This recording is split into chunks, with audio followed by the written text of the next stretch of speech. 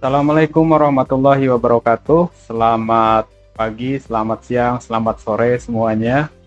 Tergantung di kelas ini kapan kita ketemunya ya. Jadi saat ini saya akan coba menyampaikan bahan mengenai sistem informasi geografi. Jadi sistem informasi geografi ini terdapat dalam RPS mata kuliah pemetaan dan SIG ya. Jadi capaian pembelajaran pada pertemuan hari ini adalah mahasiswa dapat menjelaskan mengenai konsep dasar dan komponen-komponen sistem informasi geografi atau kita sebut SIG ya. Kalau dalam bahasa Inggris biasanya orang menyebut Geographical Information System atau GIS. Di Indonesia kita balik ya. Jadi SIG sama GIS sebenarnya sama saja.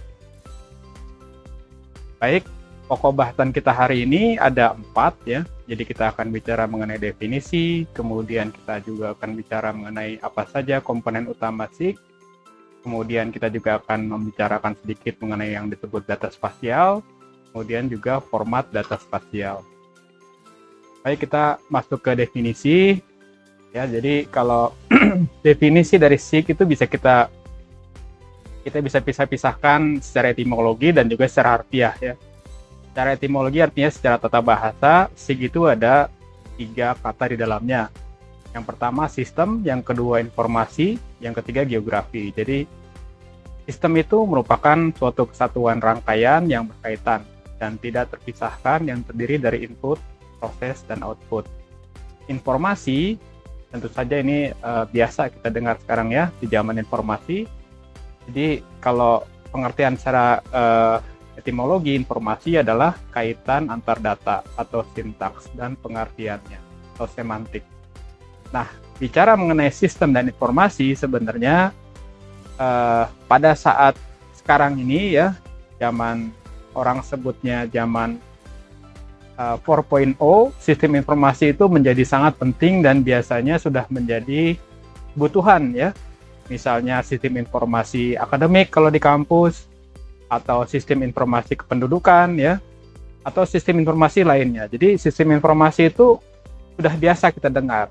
Jadi artinya yang belum kita dengar mungkin geografisnya ya. Jadi geografis itu secara etimologi berarti berhubungan dengan kebumian atau keruangan. Jadi artinya kalau kita gabungkan sistem informasi dan geografi, itu sebenarnya perbedaan sistem informasi yang ada ya dengan geografi. Sistem informasi geografi hanya pada datanya ya. Jadi sama saja, biasanya sistem informasi itu berbasiskan database ya. Jadi dalam GIS atau SIG juga kita berbasiskan database, hanya saja data yang di-input itu lebih pada data geografi. Apa itu data geografi? Nanti kita akan lanjutkan pada slide berikutnya. Nah, apabila secara harfiah GIS atau SIG itu ada beberapa pengertian ya, cuma saya ambil pengertian yang cukup lama ini dari Esri ya. Jadi suatu komponen yang terdiri dari perangkat keras, perangkat lunak, data geografis, dan sumber daya manusia yang bekerja bersama secara efektif untuk menangkap, menyimpan, memperbaiki, memperbaharui, mengelola, manipulasi, mengintegrasikan, menganalisa dan menampilkan data dalam suatu informasi berbasis geografis. Jadi ini banyak sekali ya, panjang. Artinya GIS itu dia seperti pengumpul data ya, pengumpul data yang karena datanya banyak di situ, dengan data yang banyak kita bisa berkreasi ya. Jadi kreasinya itu apa? Kreasinya itu menangkap, menyimpan, memperbaiki, memperbarui, mengelola dan seterusnya. Jadi dengan GIS kita banyak sekali kreativitas yang bisa dilakukan. Nah, ini juga saya ambilkan dari beberapa definisi yang lain ya, yang cukup lama sebenarnya, tapi sampai sekarang hampir tidak berubah. Jadi menurut Esri, a system for organized collection of computer hardware, software, geographic data, and personnel design to efficiently capture, store, update, manipulate, analyze, and display all forms of georeference information. Jadi ini seperti yang sudah saya sampaikan sebelumnya. Juga ada beberapa pengertian lain dari Aronoff dan juga dari Kongalton. Jadi sebenarnya sama saja ya. Kalau menurut Aeronov, GIS itu punya 4 kemampuan untuk menangani data bereferensi geografi, yaitu A. Pemasukan data atau data input, B adalah manajemen data, penyimpanan, store, dan pemanggilan, C adalah analisis dan manipulasi, serta D menghasilkan data atau data output. Nah, untuk yang Congleton silahkan dibaca sendiri, sebenarnya sama saja. Cuma kita mungkin bisa fokus ke denah di sini ya. Ada beberapa komponen di atas. Ini ada software, ada hardware, ada personel ya, manusia ya. Atau bisa disebut juga brainware ya. Personel itu brainware. Dan yang keempat ada spatial data ya. Di mana di sini bisa menghandle data input, storage, manipulation, analysis, dan presentation. Jadi ini yang menjadi kekuatan dari sistem informasi geografi. Nah, kita coba lebih luaskan ya bahasan kita coba detailkan komponen SIG itu apa saja. Yang pertama itu, yang seperti disebutkan tadi, kita perlu perangkat keras atau kita sebut hardware ya. Apapun bisa kita gunakan, tapi intinya atau kata kuncinya adalah komputer ya, computerized. Jadi berupa komputer beserta ekosistem beserta instrumennya, dan kemudian juga terdiri dari berbagai macam piranti atau gadget ya sebenarnya yang berhubungan dengan komputer. Sekarang banyak yang menggunakan smartphone itu juga sebenarnya hardware untuk salah satu hardware yang bisa digunakan dalam alat masukan ya. Jadi zaman dulu ada namanya digitizer, tapi sekarang sudah tidak dipakai ya. Digitizer itu meja digitasi yang biasa dipakai oleh sarjana teknik sipil dan sarjana landscape ya. Jadi sipil, landscape, sama satu lagi arsitektur ya, maaf. Itu biasanya menggunakan drafter ya. Nah, drafter itulah yang biasanya kalau zaman dulu ya, kita menggunakan drafter yang sistemnya digital gitu. Nah, gambar-gambar dalam drafter itu bisa masuk ke komputer. Nah, itu yang disebut dengan digitizer.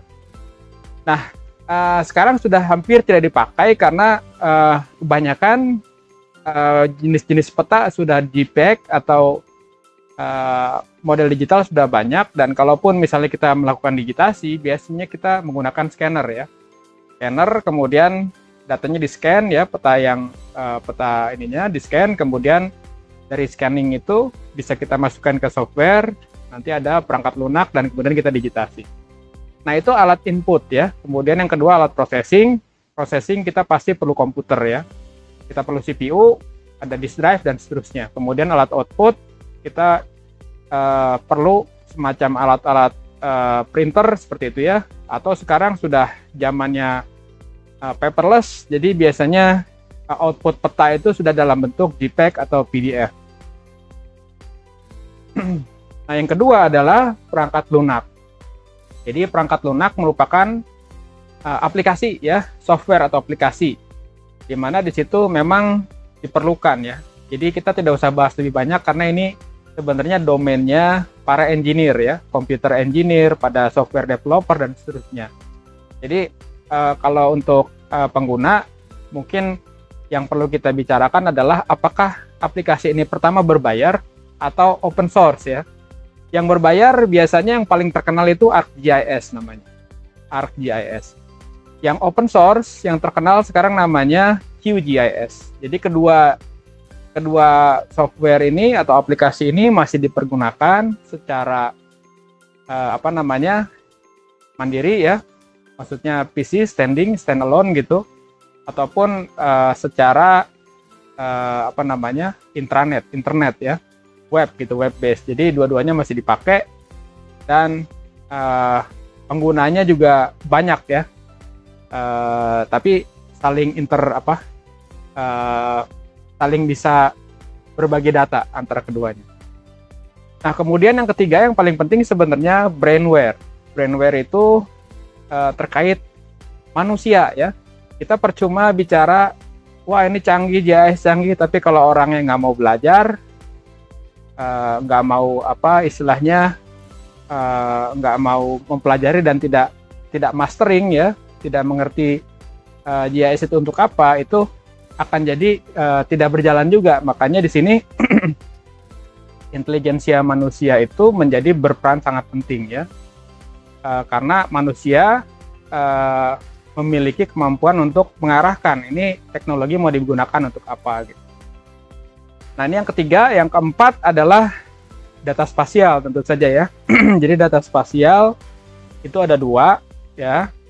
Jadi ada, kita sebut informasi spasial ya. Informasi spasial itu bentuknya ya. Jadi bentuknya misalnya apakah dia bentuknya garis atau poligon ya, atau raster dan seterusnya. Dan yang kedua adalah informasi deskriptif ya. Informasi deskriptif itu informasi yang menjelaskan bentuk itu ya. Misalnya, oh itu bentuk bulat apa? Oh ternyata itu danau misalnya ya. Jadi bentuk dan atribut itu kita satukan dalam data GIS ya. Makanya data spasial ini juga hampir tidak pernah berubah ya konsepnya, cuma formatnya berubah-ubah. Misalnya kalau dulu zaman saya ada namanya arc coverage ya, karena menggunakan ArcInfo. Nah, kemudian berubah menjadi arc save file ya. Save file, mungkin dulu orang taunya file SHP gitu ya. Padahal itu sebenarnya format vektor yang bukan baru, yaitu sudah zaman menengah ya. Zaman saya masih kuliah saja sudah ada SHP. Tapi sampai sekarang masih menggunakan data SHP. Nah, yang terbaru sebenarnya geodatabase ya, .gdb terakhir, extensionnya. Nah, ini sudah lebih baru dan lebih canggih sebenarnya. Cuma karena orang masih suka data save file, akhirnya sering menyebut data SHP seperti gitu.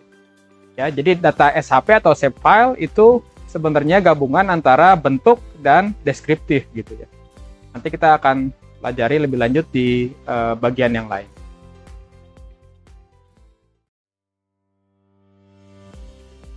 Oke, ini kalau menurut Esri itu ada subsistem pokok ya di dalam aplikasi atau softwarenya ya. Jadi softwarenya itu kita perlu data input, kemudian juga ada basis data di situ ya. Kemudian ada komponen analisis dan komponen pelaporan. Jadi ini cukup diketahui saja karena memang kita tidak bahas aplikasi atau masuk ke ke sistemnya ya. Tapi yang penting kita tahu bahwa dalam aplikasi SIG itu harus ada komponen data input. Jadi harus bisa menampung data dengan berbagai macam format. Yang kedua, harus ada sistem basis data ya, bagaimana berbagai macam data tersebut kita gabungkan dan kita atur supaya rapi gitu ya. Kemudian juga ada komponen analisis dan kemudian komponen pelaporan. Jadi ini lebih pada softwarenya atau aplikasinya. Baik, jadi itu komponen data utama dan sekarang kita lihat contoh data spasial itu seperti apa ya. Jadi data spasial seperti ini kira-kira. Jadi yang disebut informasi spasial itu seperti ini ya bentukannya ya. Kita bisa lihat ada warna hijau, biru, merah, dan seterusnya. Kemudian juga ada garis-garis dan seterusnya. Dan ini yang sebenarnya satu bentuk ini yang disebut poligon itu punya satu informasi ya. Jadi setiap poligon di sini itu memiliki satu informasi ya. Nah, ini yang kemudian digabungkan dalam database GIS. Nah, gitu kira-kira core-nya ya, bagaimana sistem GIS itu mengakomodasi berbagai macam data. Baik, ini format ya. Kalau format data spasial itu sebenarnya ada dua, dari dulu sampai sekarang sama, dan kemudian juga kemungkinan kedepannya juga akan tetap sama ya. Jadi yang pertama data vektor. Data vektor itu sebenarnya data yang terdiri dari titik, garis, dan poligon ya. Secara secara langsung kalau kita pahami. Tapi vektor itu sebenarnya dalam matematika kita juga pahami adalah sebuah besaran yang memiliki arah dan sudut ya. Jadi besaran yang memiliki arah. Artinya vektor itu sebenarnya diturunkan dari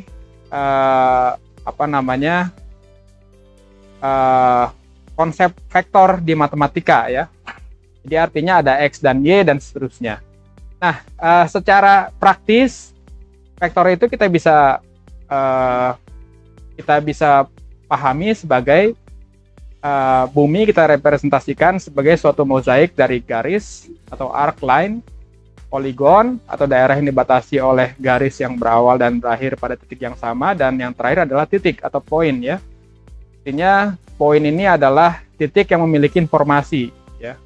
Banyak sekali titik yang memiliki informasi, misalnya titik jembatan, misalnya titik lampu merah, titik masjid, titik banyak ya, titik anggaplah titik SPBU dan seterusnya.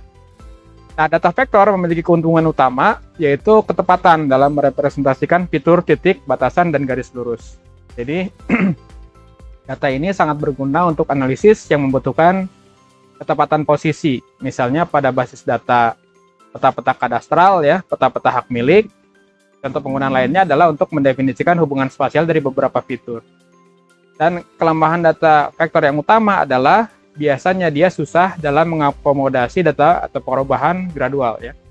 Ada misalnya kontur gitu ya, cuma kontur juga sebenarnya terbatas gitu ya, peta kontur. Itu kan gradual ya. Cuma memang masih terbatas. Nah, ini data vektor. Kemudian yang kedua, format datanya raster. Jadi kita bisa lihat ini gambar ya. Gambarnya sama sebenarnya, yang vektor ada poin di situ. Di sini juga ada poin ya di data raster. Kita bisa lihat di sini. Dan ini garis ya.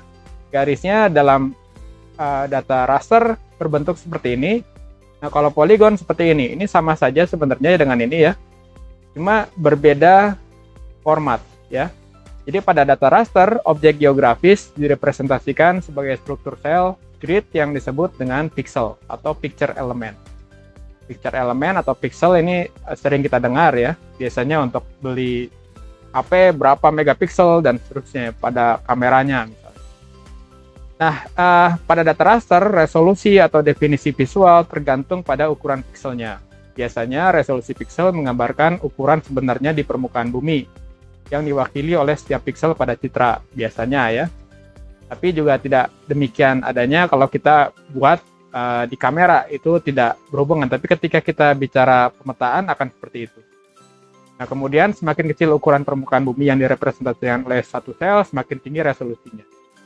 Data raster sangat baik untuk merepresentasikan batas-batas yang berubah secara gradual seperti jenis tanah, kelembaban tanah, vegetasi, suhu tanah, dan termasuk kontur ya. Jadi kontur itu sekarang direpresentasikan biasanya dalam pixel ya. Jadi kalau kalian dengar data DEM misalnya. DEM itu apa sih? Jadi DEM bukan kata-kata yang lain ya, yang slang, bukan, tapi DEM ya, singkatan dari Digital Elevation Model ya. Digital Elevation Model itu artinya model elevasi digital ya. Jadi data DEM itu sekarang lebih banyak digunakan daripada peta kontur karena sangat baik untuk merepresentasikan batas yang berubah secara gradual. Akan tetapi keterbatasan utama dari data raster adalah besar ukuran file.